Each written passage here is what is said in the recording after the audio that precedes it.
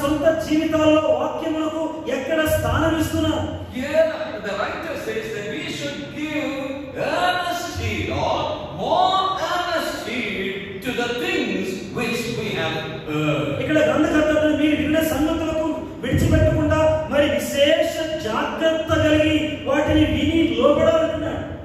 I want you to notice that expression there. The more earnest heed. Give the more earnest heed. మనము విన్న సంగతులు విడిచిపెట్టి కొట్టుకొని పోకున్నట్లు వాటి యందు మరి విశేష జాగ్రత్త అన్నాడు. Give the more earnest heed. మరి విశేష జాగ్రత్త. Bible students often call that expression, that phrase as a nautical term, a term related with ship, boats and ocean. ఇలా మరి విశేష జాగ్రత్త అన్నప్పుడు సముద్రంలో తిరిగే పెద్ద పెద్ద ఓడల విషయాల్లో ఎంత జాగ్రత్త వహించాలో ఆ సందర్భంలో చెప్పండి మాట ఇది. The word used here for give the more earnest heed is a nautical term related with sea and the voyage in the sea. మరి ఈ సముద్రంలో నడిచే పడవల విషయంలో కలిగే జాగ్రత్తకు సంబంధించినట్లుగా అలాంటి భావంతో కూడినటువంటి నాటికల్ టర్మ్ అనే ఈ విశేష జాగ్రత్త అన్నాడు. I'll explain it like this. నేను ఈ విధంగా వివరిస్తాను. Suppose a person has a boat. ఒక వ్యక్తికి ఒక పెద్ద బోట్ అనుకోండి. In the morning he goes with that for fishing in the sea. ఉదయకాలంలో ఆ ఓడ తీసుకొని సముద్రంలో చేపడానికి వెళ్ళాడు. And in the evening he comes back. సాయంత్రం తిరిగి వచ్చేటప్పుడు After he comes back to the shore, మరి ఒడ్డుకు తిరిగి వచ్చిన తర్వాత he will tie that boat firmly onto a post on the shore. ఆ యొక్క సముద్ర తీరమున ఒక కొమ్మకో లేకపోతే ఒక మరి ఇనుప మరి దాన్ని చాలా జాగ్రత్తగా బోటుని కడతాడు. And when tying that, you should be very careful. దాన్ని కట్టేటప్పుడు నీళ్ళలో కొట్టుకుని పోకుండా చాలా జాగ్రత్తగా కడతాడు. He should tie that chain or that rope very firmly.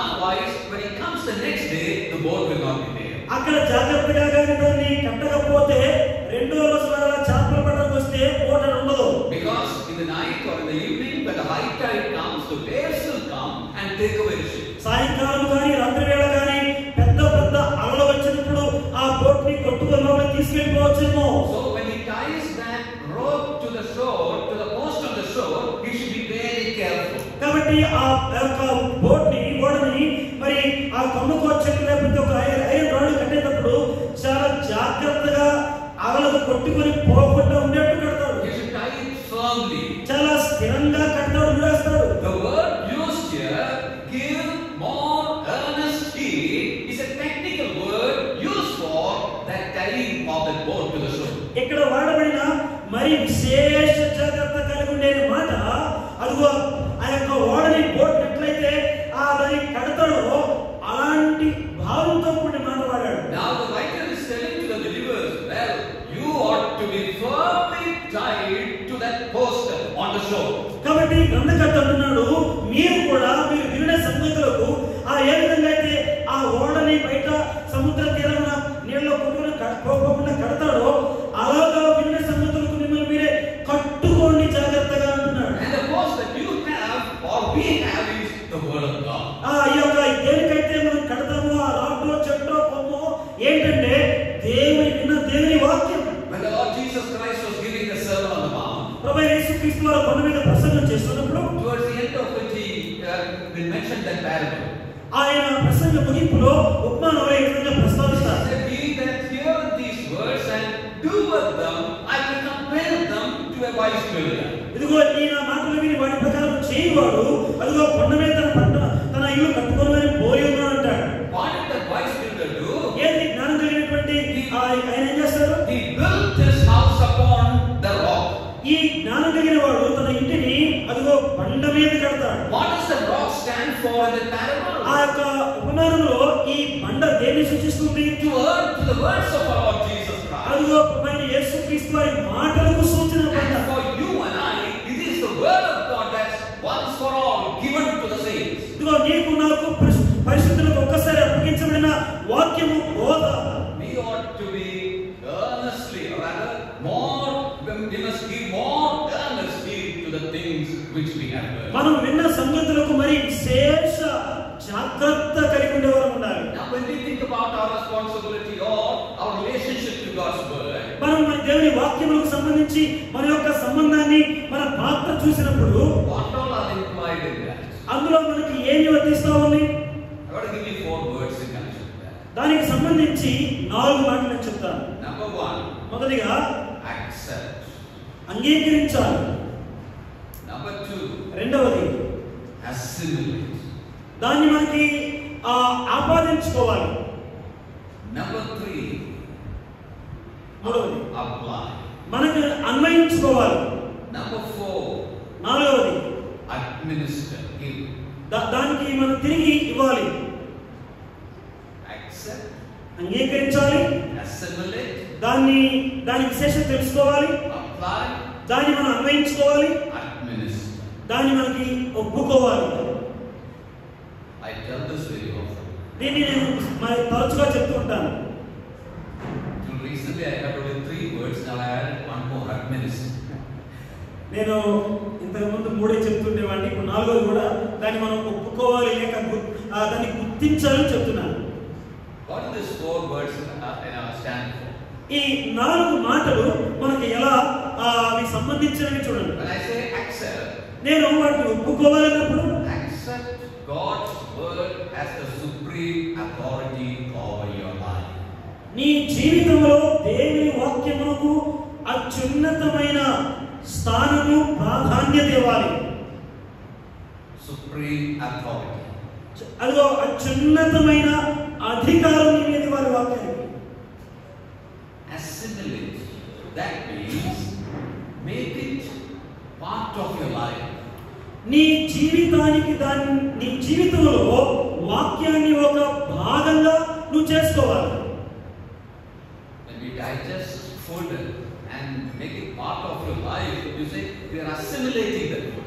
మనము భోజనము తిని దాన్ని అరిగించుకున్నప్పుడు మనం వంట అంటే పట్టించుకున్నా అంటాం కదా, అట్లాగా మనం దాన్ని వాక్యాన్ని మనలో ఇమిడిపోవాలి. That's assimilate. Assimilate God's word in your life. అది అసిమిలేట్ అంటే మన వాక్యాన్ని మనలో ఇముడ్చుకోవాలి. Apply means apply it or practice it at every juncture of your life. అన్వయించుకోవడం అంటే మన జీవిత ప్రతి సందర్భంలో అనుక్షణం కూడా దాని ప్రకారంగా జీవిస్తున్నామా లేదా అని పరీక్షించుకుంటూ నడవాలి. Then comes the 4th word, administer, means give that word of God to others, not just by word only, but by your life also. దాన్ని మనము అప్పగించడం అంటే ఏదో విన్నట్టుగానే ఇవ్వడం కాదు, కానీ మన జీవితంలో భాగంగా చేసుకొని నడిచి జీవిత అనుభవాన్ని ఇవ్వాలి. Accept, అంగీకరించాలి, assimilate, జీవితంలో భాగం చేసుకోవాలి, apply, అన్వయించుకోవాలి, administer. అదిగో అందించాలి. When we receive the Lord Jesus Christ as our Lord and Savior, ప్రభువైన యేసుక్రీస్తు వారిని మన సొంత రక్షకునిగా దేవునికి అంగీకరించినప్పుడు we were deciding for that first point, accepting.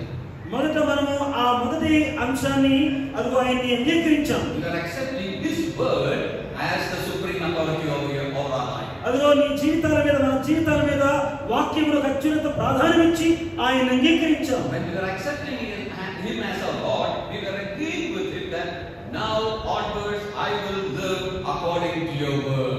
అదిగో ఆయన్ని సొంత రక్షకునిగా అంగీకరించినప్పుడు, ప్రభువా ఇక నుండి నీ వాక్యములకు తగినట్టుగా నీకు ఇష్టంగా నేను జీవిస్తా అని చెప్తాం. We take that decision then, but then immediately forget all that.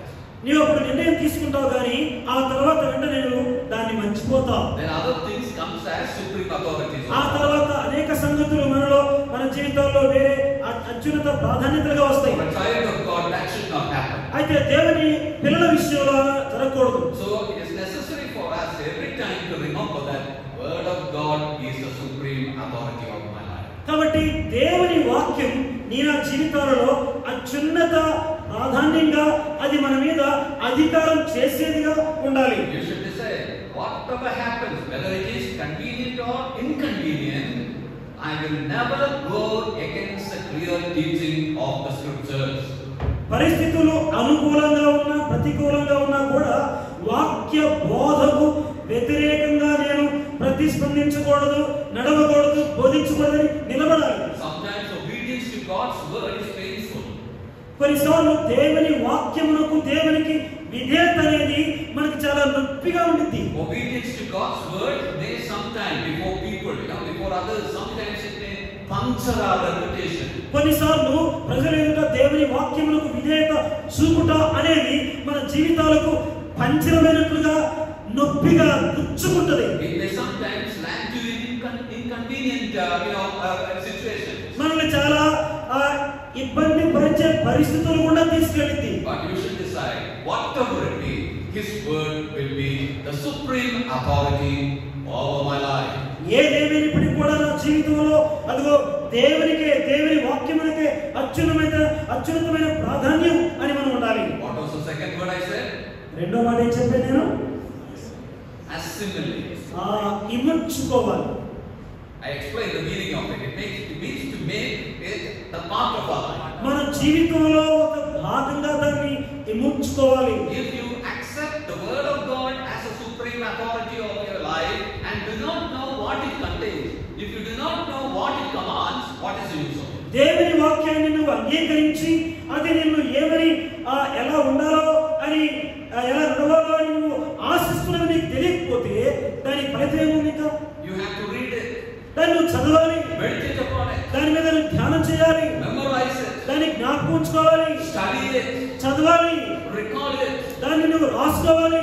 All these are necessary so that this may become part of your life. ఇలా ఇవన్నీ చేసినప్పుడు మాత్రమే నీ జీవితంలో అది ఒక భాగం అయిపోతుంది. Then the third duty, apply it each and every moment of your life. ఆ తర్వాత మూడవదిగా నీ జీవిత ప్రతి క్షణం కూడా నీవు దాన్ని ప్రకారంగా నడుస్తావు. When that things happen, well, through your life and through your word, the word of God, the gospel reaches to other people. ఆ విధంగా నీ జీవితంలో ఈ మూడు మెట్లు జరిగినప్పుడే నీ తర్వాత నువ్వు వాక్యాన్ని దేవుని సువార్తను బోధిస్తావు. So it is very much essential to be rightly related with God's word. ఈ విధంగా దేవుని వాక్యముతో మనము అనుసంధానం లేక అతూకబడి ఉంటాము. ఎంత విలువైంది. Or as it says, we ought to give the more earnest heed to the things which we have heard. ఇక్కడ చెప్పినట్లుగా మనం విన్న సంగతులను పట్టుకొని పోకున్నట్లు వాటి యందు మరి విశేష జాగ్రత్త కలిగి ఉన్నాము అంటున్నాడు. Yeah, we ought to give the more earnest heed to the things which we have heard. మనము విన్న సంగతుల విషయమై మరి విశేష జాగ్రత్త కలిగి ఉండాలి. Now when we come to the passage, మనం ఈ భాగానికి వచ్చినప్పుడు the writer gives various reasons why we should not neglect God's word. ఎందుకని దేవుని వాక్యాన్ని మనము నిర్లక్ష్యం చేయకూడదో కారణాలు చెప్తున్నాడు గ్రంథకర్త కింద. He gives us 3 reasons. 3 కారణాలు చెప్తున్నాడు. Let me try to explain that to you. ఈ 3 మీకు వివరించనివ్వండి. ఈ విధంగా Number 1, మొదటిగా superiority of the messenger. ఈ వర్తమానికుని యొక్క ప్రాధాన్యత లేక ఆయన విశేషత. Superiority of the messenger. ఈ వర్తమానం ఈ వాక్యం ఇచ్చే ఆయన యొక్క గొప్పతనం. Number 2, రెండవది danger in neglect. నిర్లక్ష్యం చేయడం వల్ల వచ్చే ప్రమాదం. And number 3, మూడవది the nature of communication.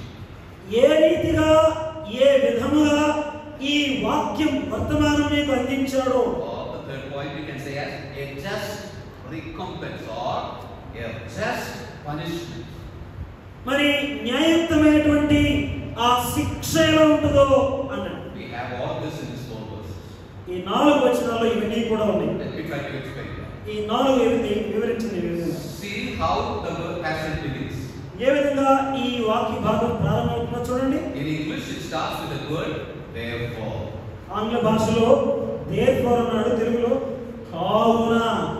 Therefore. కావున. Whenever we see a word therefore, we should ask this question: wherefore? ఇప్పుడు కావున అంటే కావున అనుకో, మరి దేన్ని బట్టి అని అడగాలి. The words are the same or something different? So when you come across that word therefore, you should ask this question, wherefore? కావున అని అంటుంటే మరి దేన్ని బట్టి అన్నట్టుగా నువ్వు అడగాలి. Okay, the right answer is therefore we ought to give the more earnestly to the things which they heard. అన్నాడు కావున మనం వినే సంగతులు విడిచిపెట్టి కొట్టుకొని పోకుండా అంటున్నాడు. So we are asking the question therefore. కాబట్టి కావున అంటే ఆ దేన్ని బట్టి అని అడగాలి. To find an answer for that, ఆ దేన్ని బట్టి అనే ఆ జవాబు కొరకై we have to look at the chapter or verses above. ఈ అధ్యాయములకు ముందున్న అధ్యాయంలో వచనాలు చూడాలి. So here it takes our attention to chapter 1. ఇక్కడ మన యొక్క గమనాన్ని మొదటి అధ్యాయం తీసుకెళ్తున్నాడు. In the beginning of the chapter 1, the writer said God has spoken. ఈ మొదటి అధ్యాయం ప్రారంభంలో అంటున్నాడు దేవుడు మాట్లాడాడు. The full and the final message of God has come. అదిగో సంపూర్ణమైన చివరి వర్తమానం వచ్చింది అంటున్నాడు. There are some people, Muslims and all, say that which came through Muhammad is the final one. కొంతమంది మహమ్మదీయులు అంటారు అదిగో మహమ్మద్ ప్రవక్త ద్వారా వచ్చినటువంటి వాక్యమే చివరి వర్తమానం అంటారు. No, those who believe in the Bible, they cannot accept that at all, whatever they say. దేవుని వాక్యాన్ని బైబిల్ నమ్మేవారు దాన్ని ఏమాత్రం నమ్మరు. Because it says, in these last days God has spoken by His Son. ఇదిగో ఈ యొక్క దినముల అంతమందు తన కుమారుడి ద్వారా మాట్లాడాడు అన్నాడు. When it says that in the last days He has spoken, it means this is final, this is full. ఈ దినముల అంతమందు కుమారుడి ద్వారా మాట్లాడాడు అంటే అదే చివరి సందేశం, అదే ఇంకా సంపూర్ణమైన సందేశం. Beyond the New Testament revelation, there is nothing else to come. కొత్త నిబంధనకు మించి ఇంకా వేరే ప్రత్యక్షత లేదు. This is the full and final revelation that has come. ఇదే చివరి సంపూర్ణమైన సందేశం. God has spoken through His Son. దేవుడు తన కుమారుడి ద్వారా మాట్లాడాడు. When we come to one of the parables of the Lord, the parable of the vineyard, అదిగో మరి ఆ ద్రాక్షావరణకు వచ్చినటువంటి ఉపమానంలో మనం చూస్తే we see in honor of the vineyard, He gives that care of the vineyard unto the farmers, the tenants. అదిగో అటువంటి ఆ గుత్తదారులకు దేవుడు దాన్ని చూసుకునే ఆ యొక్క బాధ్యత ఇచ్చాడు. And He goes to a far country. ఆయన దూరదేశం వెళ్ళాడు. The time of fruit bearing came. అదిగో కాయలు కోసే సమయంలో He sent His servants to get the fruit that belongs to Him.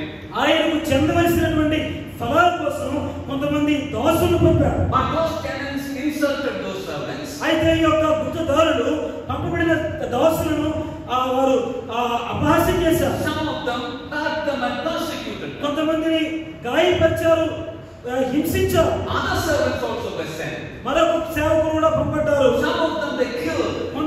కొంతమంది చంపబడ్డారు. And last, what did the owner do? ఆ చివరికి యజమానుడు ఏం చేశాడు? Remember that? He said, "Now I will send my son." ఇప్పుడు నా సొంత కుమారుని పంపిస్తాను. Now I will send my son. ఇప్పుడు నా సొంత కుమారుని పంపుతా. What did they do? ఏం చేస్తారు వాళ్ళు? They killed him also. Outside the vineyard. అదిగో ఆ యొక్క ద్రాక్ష తోట బయట కుమారుని చంపేశారు. Then they see the owner coming with judgment and all. ఆ తర్వాత యజమానుడు తీర్పుతో ఆయన వస్తాడు. After sending the servant, there is no one else to send with a message. కుమారుని పంపిన తర్వాత వర్తమానం కోసం ఇంకా వేరే వారిని పంపేదే లేదు. He was the last messenger. ఆయన చివరి వర్తమానికుడు. He was the last one through whom God spoke.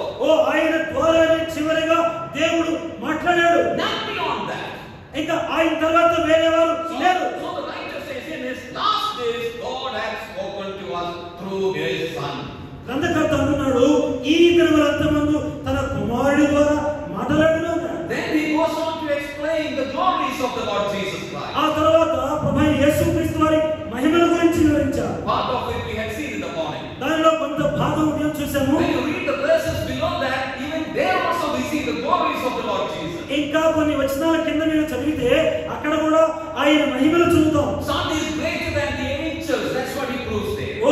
అదిగో కీర్తనకారుడు చెప్పినట్లుగా ఆయన దూతల కంటే గొప్పవాడు. So he is the greatest messenger, or rather, beyond that message that came through the Son, there is no greater message to be sent. ప్రియులారా, ఈయన చాలా గొప్ప వర్తమానికుడు. ఆయనకు మించిన వర్తమానం ఇంకా చెప్పేవారు ఎవరు లేరు. God has spoken fully and finally through His Son.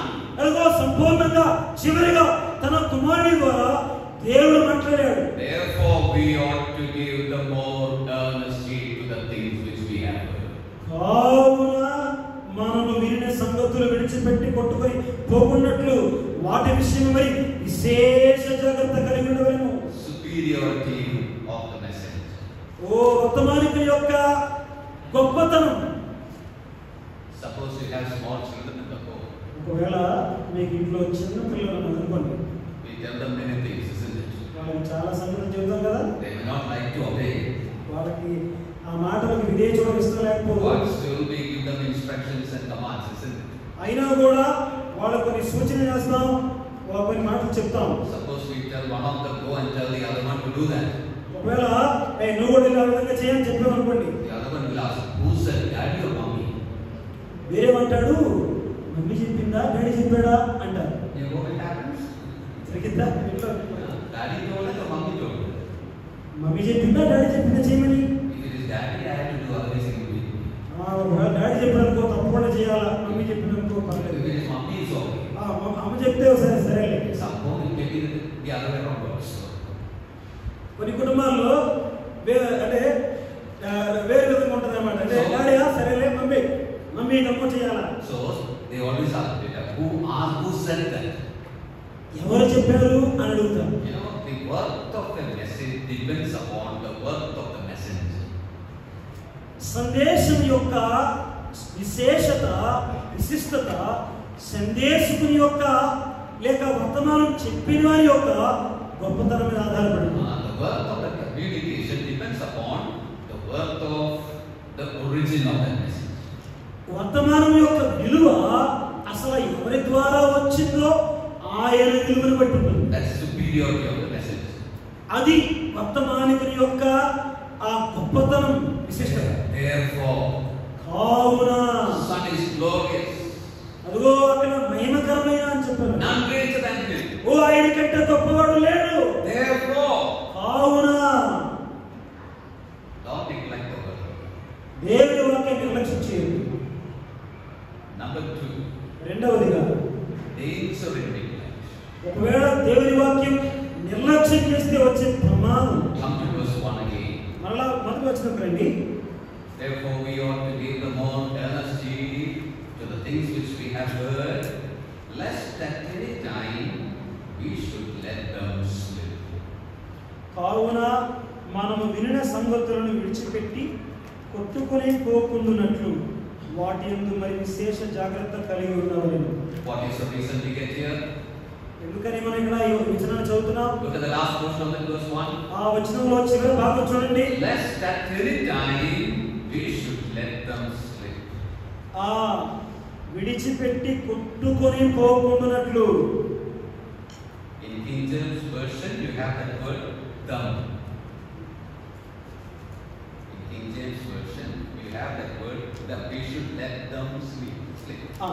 పిల్లరా మరి కింగ్ జేమ్స్ వర్షన్ లో దెమ్ అనే మాట వాడాడు. తెలుగులో మనం చూస్తే కావున మనము వినిన సంగతులను విడిచిపెట్టి కొట్టుకొని పోకుండునట్లు వాటి యందు అన్నాడు. You have the word them there also? Probably. అదే Is there? Okay. But if you look at that King James version, which is put in italics, probably some of you are maybe using it in italics. ఒకవేళ మీలో కొంతమంది కేజీవి వాడుతున్నారేమో, ఆ కారణం చేత ఆ మాట మీకు ప్రస్తావిస్తున్నాను. That word is printed in italics. ఐటాలిక్ లో ఆ మాటని రాశారు. What does that mean? దాని అర్థం ఏంటి? In some of the original manuscripts, this word is not there. కొన్ని తర్జుమాల్లో ఈ మాట లేదు. But the translators have put that here to make the sentence complete. మరి ఇక్కడ తర్జుమా చేసిన వారు ఈ వచనాన్ని సంపూర్ణం చేయడం కొరకై విశేషంగా దాన్ని రాశారు. If you see modern versions, that word them is our words. ఈ అధునాతనమైనటువంటి క్రొత్త తర్జుమాల్లో ఈ మాట లేదు. Probably in this version, people, the translators thought that this, is about the word that we receive. You should not let them slip. Let those words slip. మనము విన్న సంగతులను విడిచిపెట్టి కొట్టుకొని పోకున్నట్లు. But that is not the idea here. ఇక్కడ అదే భావం మాత్రమే కాదు కానీ but it is about us. If we neglect the word of God, we will slip. ఇక్కడ విన్న సంగతులు మాత్రమే కాదు కానీ మనము కొట్టుకొని పోకున్నట్లు అన్నాడు. Lest at any time we should slip. ఆ ఏ సమయంలోనైనా మనము జారిపోయే వారంగా కొట్టుకొని పోవకూడదు. I hope I'm making it clear. నేను మీకు ఇది అర్థమవుతుందని నేను భావిస్తున్నాను. Or am I making it confusing? ఒకవేళ మీకు ఏమైనా గందరగోళం జరుగుతుందని చెప్పండి. Here, lest at any time we should let them slip means, you know, if we neglect the word of God, it's like we allowing ourselves to slip. ఒకవేళ దేవుని వాక్యాన్ని మనం నిర్లక్ష్యం చేస్తే ఏదో దేవుని వాక్యం గొంతున్నట్టు కాదు, మనము కొట్టుకొని పోకున్నట్లు. Clear? Or if we neglect the word of God, we will slip. ఒకవేళ దేవుని వాక్యాన్ని మనం నిర్లక్ష్యం చేస్తే మనము జారిపోతాం. Here this word slip is also a nautical term, a term related with boats and ship and all. ఈ కొట్టుకొని పోవునట్లు అనే మాట ఇంతకు ముందు చెప్పుకున్నట్లుగా ఈ పడవ ప్రయాణం లేకపోతే సముద్రంలో ఉండే ఓడలో షిప్పులకు సంబంధించిన మాట. Earlier I told about tying a boat to the shore firmly. ఇంతకుముందు చెప్పినట్లుగా ఓడను తీరమున దాన్ని ఒక రాతికో లేకపోతే ఒక స్తంభానికి కట్టేస్తారు కదా. Take the same example itself. అదే ఉదాహరణ తీసుకోండి. You see, when he was writing it, when he was tying it, he was a little careless. మరి ఒకవేళ ఆ పడవను తీసుకొచ్చి తీరమున జాగ్రత్తగా కట్టలేదు అనుకోండి, He did not tie it firmly. గట్టిగా కట్టలేదు, He went home. ఇంటికి వెళ్ళిపోయాడు. In the morning he came back. ఉదయకాలం వచ్చాడు, Boat was not there. అక్కడ బోట్ లేదు. Because after he left, the high tide came. తను ఇంటికి వెళ్ళిన తర్వాత పెద్ద పెద్ద అలలు వచ్చినాయి, The waves came. అలలు పైకి వచ్చినాయి. And it moved the ship up and down. ఆ యొక్క ఓడను కిందికి పైకి కదిలించింది. Then that bond which he made there, when it became loose, ఆ సరిగా కట్టని కారణం చేత ఈ పైకి కిందకి పడవ లేచిన వలన అది ఊడిపోయిన తాడు. and then this boat was away from the shore. ఆ విధంగా ఆ తాడు ఊడిపోయి ఈ యొక్క పడవ అదిగో ఆ సముద్ర నీళ్లకు కొట్టుకొని లోపలికి వెళ్ళిపోయింది. And the waves took that boat into the deep sea. ఈ యొక్క అలలు ఆ యొక్క పడవను సముద్రం లోకి తీసుకెళ్ళి. In the morning, the owner came. ఉదయకాలం యజమానుడు వచ్చాడు, Look for the boat. ఓడ ఏమని చూస్తున్నాడు, That was not there. అక్కడ లేదు ఓడ. He went out searching for it. దానికోసం వెతుకుతూ వెళ్ళాడు. And at last he found it in the deep sea. అదిగో సముద్ర లోతుల మధ్య దాన్ని కనుగొన్నాడు. Moving up and down on the waves in the deep sea. ఆ సముద్రం లోపల అలలకు కిందకి పైకి కొట్టుకుంటూ ఉంది. Nobody can control it. ఎవరు కూడా నియంత్రించలేకపోతున్నారు. Just going listless without any direction in the sea. ఏ గురి లేకుండా అటు ఎటు పెడితే అటు అలల తాకిడికి కొట్టుకొని పోతుంది. That is slipping. అదే ఇక్కడ కొట్టుకొని పోవడం అంటే. That means if you neglect the word of God, ఒకవేళ దేవుని వాక్యాన్ని నిర్లక్ష్యం చేస్తే your life will become fruitless, directionless. నీ యొక్క జీవితం ఫలము లేనిదిగా అలాగే గురి లేనిదిగా అయిపోతుంది. If you neglect the word of God, your life will become graceless. నువ్వు దేవుని వాక్యం నిర్లక్ష్యం చేస్తే నీ జీవితంలో కృపహీనంగా అయిపోతుంది. You cannot become what you ought to be. నువ్వు ఎలా తయారవ్వాలో అలా నువ్వు తయారు కాలేవు. Dear brothers and sisters, the danger of neglect here is a fruitless, purposeless life. ఒక ఉద్దేశం లేకుండా గురి గమ్యం లేకుండా జీవితం అటు ఇటు కొట్టుకొని పోయి పనికిరాంది అయిపోతుంది. May the Lord give us grace that we may be tied firmly to God's word. దేవుని వాక్యమునకు కట్టబడినట్లుగా దేవుడు మనకి కృపను అనుగ్రహించును గాక. When we come to 2 Timothy chapter 1, రెండవ తిమోతి మొదటి అధ్యాయం చదివినప్పుడు there in verses 13 and 14 we see Paul telling the same thing to the young man Timothy. అదిగో యవనస్తుడు తిమోతి కూడా 12 వచనాల్లో ఈ విధంగా చెప్తున్నాడు. He says, hold fast the form of sound words. అదిగో నీవు హిత బోధకు నువ్వు దాన్ని గట్టిగా ప్రమాణం గైకొనమంటున్నాడు. In verse 14 he says, that good thing which was committed unto thee, keep by the Holy Ghost. నీకు అప్పగింపబడిన ఆ మంచి పదార్థమును మనలో నివసించు పరిశుద్ధాత్మ వలన కాపాడము అంటున్నాడు. When you come to chapter 14, అలాగే chapter 3, 3వ అధ్యాయంకి వస్తే there in verse 14 he says like this, 14లో చెప్తున్నాడు, continue thou in the things which thou hast learned. క్రీస్తులో నువ్వు నేర్చుకుని రూఢి అని తెలుసుకుని వెళ్ళినది ఎరిగి ఎవరి వల్ల నేర్చుకుందేవో ఆ సంగతి తెలుసుకుని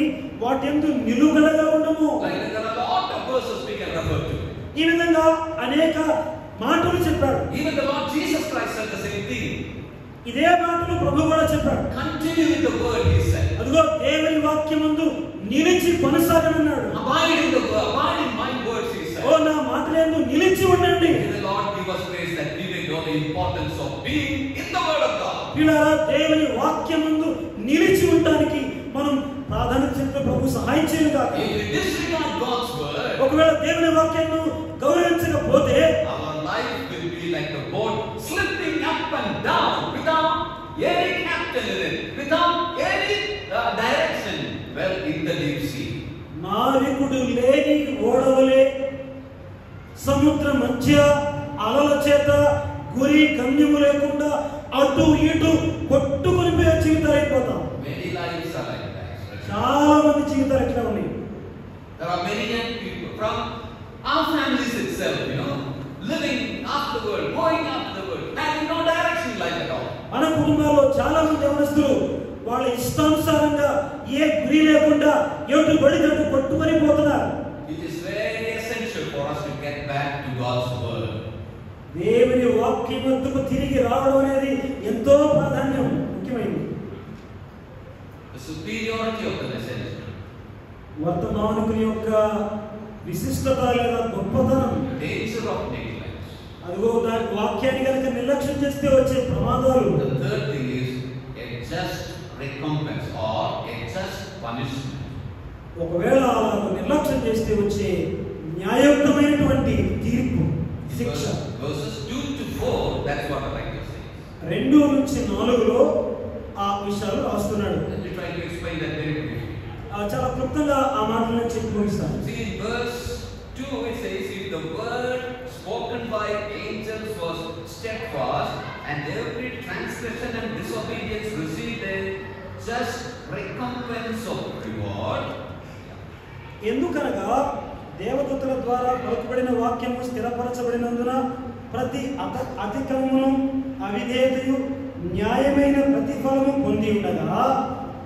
Notice the word spoken by angels.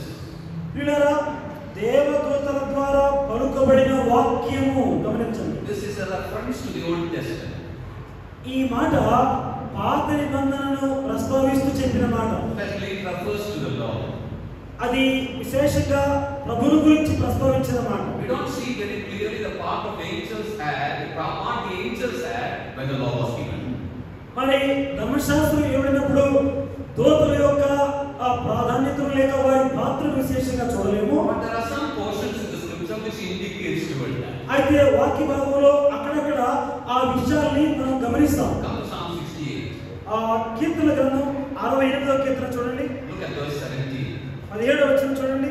The chariots of God are 20,000, even thousands of angels.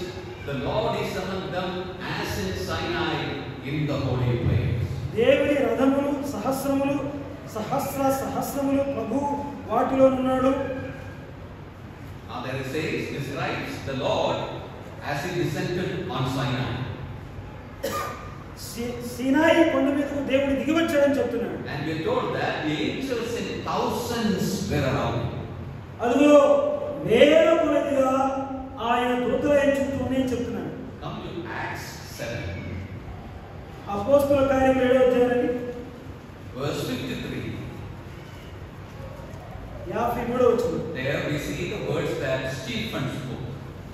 Stephen మాట్లాడిన మాటలు మనం ఇక్కడ చూస్తాం. There it says, who have received the law by the disposition of angels and have not kept it.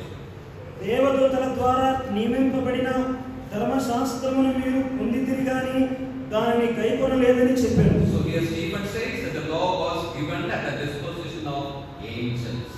వీళ్ళారా Stephen చెప్తున్నాడు, దేవదూతల ద్వారా నియమింపబడిన ధర్మశాస్త్రము అంటున్నాడు. Come to Galatians 3, గలతీ 3 రండి, verse 19. 19వ వచనం. They are also busy about the law. అక్కడ కూడా మనము ధర్మశాస్త్రం చూస్తాం. There is it was ordained by angels in the hand of a mediator. అలాగైతే ధర్మశాస్త్రము ఎందుకు, ఎవరికి ఆ వాగ్దానం చేయబడినో ఆ సంతానము వచ్చే వరకు, ఆ చివరి భాగం చదువుతున్నా, అది మధ్యవర్తి చేత దేవదూతల ద్వారా నియమింపబడెను అన్నాడు. Ordained by angels.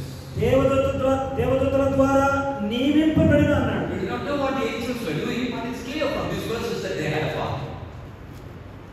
దూతలు ఏం చేస్తున్నాయో వివరంగా తెలియదు కానీ దూతల ద్వారా నియమింపబడిన అన్నాడు. So this verse, the word spoken by angels refers to the Old Testament or specifically to the law. అదిగో విశేషంగా దూతల ద్వారా పలుకబడిన వాక్యం అంటే ధర్మశాస్త్రము గురించి రాస్తున్నాడు. But when you come to verse 3 and 4, verses 3 and 4, 3-4 వచనాలకు వస్తే here the writer is telling about the New Testament. క్రొత్త నిబంధన గురించి గ్రంథకర్త మాట్లాడుతున్నాడు. How the word of God, the New Testament was communicated. ఏ విధంగా క్రొత్త నిబంధన వాక్యం మనకి ఇవ్వబడింది. Verse 3 says, at the first began to be spoken by the Lord. అదిగో అట్టి రక్షణ ప్రభు బోధించుట చేత ఆరంభమై అన్నాడు. Notice that it is not angels but spoken by the Lord. ఇక్కడ దూతలు కాదు, ప్రభువే బోధించాలంటున్నాడు. Then it says, confirmed unto us by them that heard him. అదిగో ఆ తర్వాత అంటున్నాడు, దేవుడు తన చిత్తానుసారముగా Confirmed unto us by them that heard him. అదిగో మరి మనకది వినిన వారి చేత దృఢపరచబడెను. That speaks about the apostolic ministry. Apostles who heard it, delivered unto us. అదిగో వారు విన్నారు, వారు మనకు అందించారు. Then verse 4, 4వ వచనంలో God also, that means God the Father also, bearing them witness both with signs and wonders and with diverse miracles and gifts of the Holy Ghost according to his own will. అదిగో తండ్రి దేవుడు కూడా సూచక్రియల చేత, మహత్కార్యముల చేత, అద్భుత క్రియల చేత, దేవుడు దాని గురించినటువంటి పరిశుద్ధాత్మ వరముల చేత సాక్ష్యం ఇస్తున్నాడు అంటున్నాడు. That refers to the miraculous things that happened during the apostolic time. అపోస్తలుల కాలంలో జరిగినటువంటి ఈ అద్భుతాల గురించి మాట్లాడుతున్నాడు. By that it was confirmed that what was spoken was God's word. ఆ క్రియల చేత ఏదైతే పలుకబడిందో అది దేవుని వాక్కు అని దృఢపరచబడింది అన్నాడు. In verse 3 we see about the Lord Jesus Christ. 3వ వచనంలో ప్రభువైన యేసుక్రీస్తుని చూస్తున్నాం. Began to be spoken by him. అదిగో ఆయన చేత అది బోధించడం ఆరంభమై. In this 4 we see God the Father. ఇందులో అదిగో తండ్రి అయిన దేవుని చూస్తున్నాం. And in the same verse we have the reference to the Holy Ghost also. ఇదే వచనంలో పరిశుద్ధాత్మ వలన అన్నాడు. What it means is in the New Testament communication, God the Father, God the Son, and God the Holy Ghost all were involved. ఓ ప్రియులారా, కొత్త నిబంధన మనకి అందించడంలో తండ్రి అయిన దేవుని పాత్ర, కుమారుడైన యేసుక్రీస్తు పాత్ర, అలాగే పరిశుద్ధాత్మ దేవుని పాత్ర ఇమిడి ఉంది. What the writer says is the Old Testament was given by the angels. అదిగో గ్రంథకర్త అంటున్నాడు, పాత నిబంధన గ్రంథం దేవుని దూతల ద్వారా ఇవ్వబడింది. New Testament was communicated through the triune God. అదిగో కొత్త నిబంధన అయితే త్రియేక దేవుని ద్వారా మనకు బయలుపరచబడింది, అందించబడింది. Now in verse 2 he says that which came through angels, if it was neglected, punishment was meted out then and there itself. అదిగో మరి దేవుని యొక్క ఈ విధంగా దూతల ద్వారా పలుకబడినటువంటి వాక్యం నిర్లక్ష్యం చేస్తే అక్కడికక్కడే శిక్ష అన్నాడు. In the Old Testament we have a lot of examples. అవును, పాత నిబంధన కాలంలో అనేక ఉదాహరణలు చూస్తాం కదా. Think about the time when the law was given. అదిగో ధర్మశాస్త్రం ఇచ్చినప్పుడు చూడండి, When they became idolaters there. They became idolaters. They worshipped idols ఆ there. దినాల్లో విగ్రహారాధనకు అయిపోయారు వాళ్ళు. 3,000 died then and there itself. అక్కడికక్కడే 3,000 మంది చనిపోయారు. Think about Aaron's 2 sons, Nadab and Abihu. అదిగో నాదాబు అబీహు చూడండి, ఆరోను కుమారుడు. They burned strange fire in the presence of God. అదిగో దేవుని సన్నిధిలో అగ్ని చేత దహించబడ్డారు. God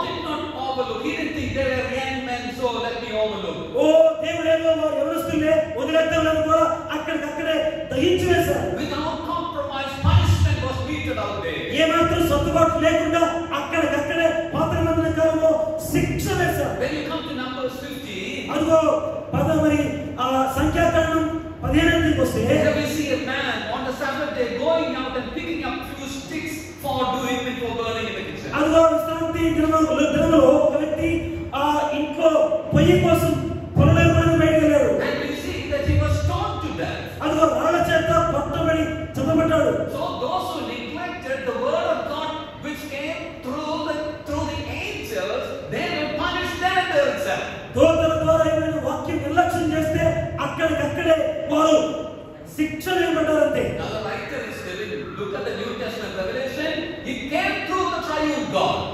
కొత్త నిబంధన అయితే త్రియేక దేవుని ద్వారా మనకు అందించారు. It's higher, it came by higher communication. ఓ ప్రియులారా, ఇంకా ఉన్నతమైనటువంటి అందించుతా లేక విధానంలో ఆయన ఇచ్చారు. It has a supreme communication. ఓ ఉన్నతమైనటువంటి విధానంలో స్వయంగా దేవుడే ఇచ్చారు. If you neglect, do you think that you will escape? ఒకవేళ దేవుడే స్వయంగా ఇచ్చిన మాటలు నిర్లక్ష్యం చేస్తే నువ్వు తప్పించుకుంటావు అనుకున్నావా? How shall we escape if we neglect? ఏ విధంగా నిర్లక్ష్యం చేస్తే మనం ఎలా తప్పించుకుంటాం?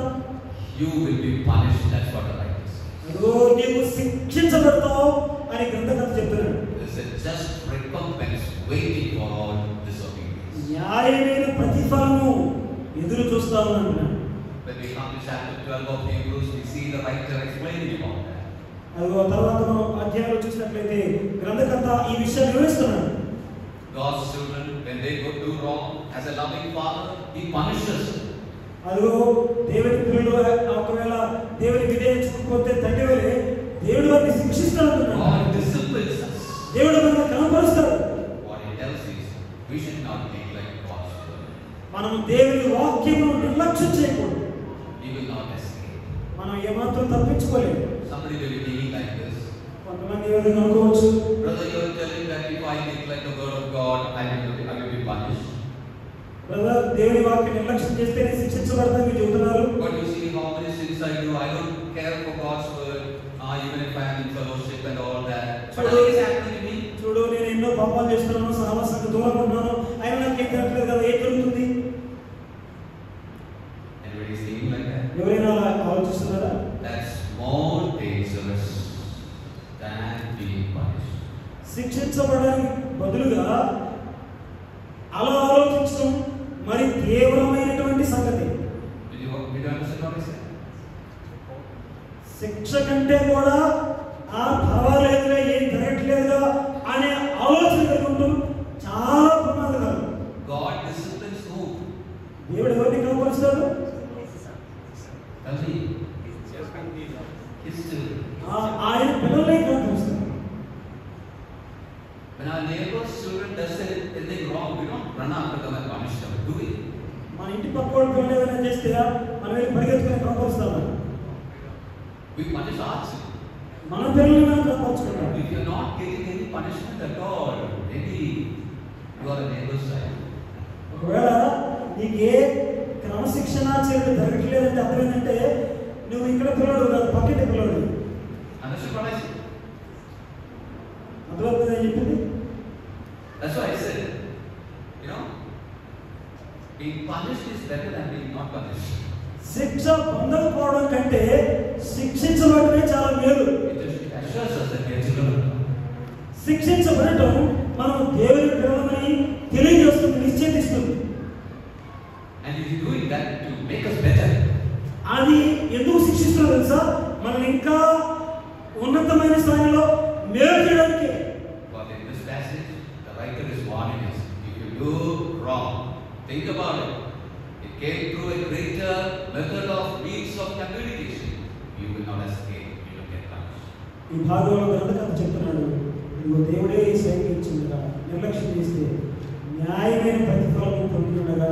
So the great question is, how shall we escape if we neglect? మనం ఇక్కడ ముఖ్యమైన ప్రశ్న ఏంటంటే మనం నిర్లక్ష్యం చేసి ఎలా తప్పించుకుంటాము? Think about the greater, the superiority of the message. వర్తమానికుడి యొక్క ఈ సందేశం ఇచ్చే ఆయన గొప్పతనం ఆలోచించండి. The danger in the neglect. నిర్లక్ష్యం చేస్తే వచ్చే ప్రమాదం గురించి ఆలోచించండి. The just recompense. అదిగో న్యాయయుక్తమైన ప్రతిఫలం ఉందని గుర్తుపెట్టుకోండి. The writer says, because because of this, you should not neglect God's word. ఈ కారణాల రీత్యా గ్రంథకర్త అన్నాడు ఏమాత్రం దేవుని వాక్యాన్ని నిర్లక్ష్యం చేయకూడదు అని చెప్తున్నాడు. Then what we have to do with the word of God? అయితే దేవుని వాక్యంతో మనం ఏం చేయాలి? Accept, అంగీకరించాలి, assimilate, మన జీవితంలో భాగంగా చేసుకోవాలి, apply, అన్వయించుకోవాలి, administer. అదిగో అందించాలి. Let's regard God's word as all things in our life. అదిగో దేవుని వాక్యాన్ని మన జీవితాల్లో అన్ని కోణాల్లో వాక్యానికి మనం గౌరవించే విధంగా అనుమతించే విధంగా అధికారించే విధంగా God has spoken to us through His Son. దేవుడు తన కుమారుని ద్వారా మనతో మాట్లాడాడు. How are we going to respond? అయితే ఎలా నీవు నేను ప్రతిస్పందిస్తున్నాం ఆలోచన. May the Lord help us that we may respond to His word in a pleasing manner.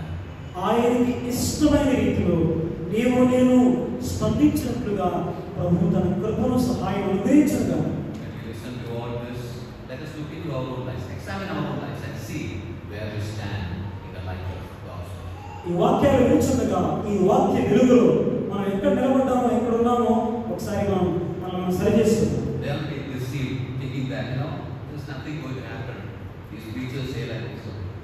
ఏదో ఈ బోధకులు చెప్తారులే ఏం జరగదులే ఏముందిలే అన్నట్టుగా ఒకరు అనుకున్నామేమో. We have to feel. మనం దాని పర్యవసానం ఎదుర్కోవాలి. We don't think like us. ఏమాత్రం దేవుని వాక్యం నిర్లక్ష్యం చేయకూడదు. May God bless these thoughts in our life. ఈ తలంపులు మన జీవితాల హృదయాల మేలు కొరకే ప్రభు ఆశ్రయించింది.